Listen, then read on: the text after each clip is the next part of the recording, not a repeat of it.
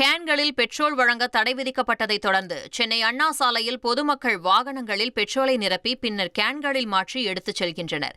சமையல் எரிவாயு தட்டுப்பாடு மற்றும் பெட்ரோல் டீசல் விலை உயர்வு குறித்த வதந்திகளால் மக்கள் அதிக அளவில் எரிபொருள் வாங்கிச் செல்வதாக கூறப்படுகிறது.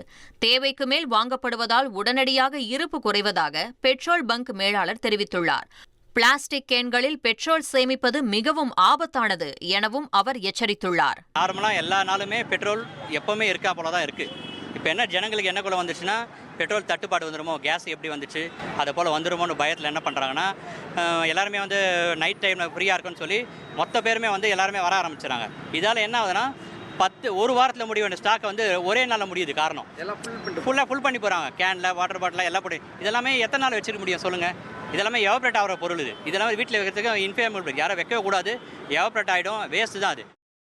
உங்கள் தந்தி1 தொலைக்காட்சியில் காதலும் கலகலப்பும் நிறைந்த ஒரு புத்தம் புதிய ஃபேண்டசி தொடர் ராஜா ராணி தினமும் இரவு 8 மணிக்கு.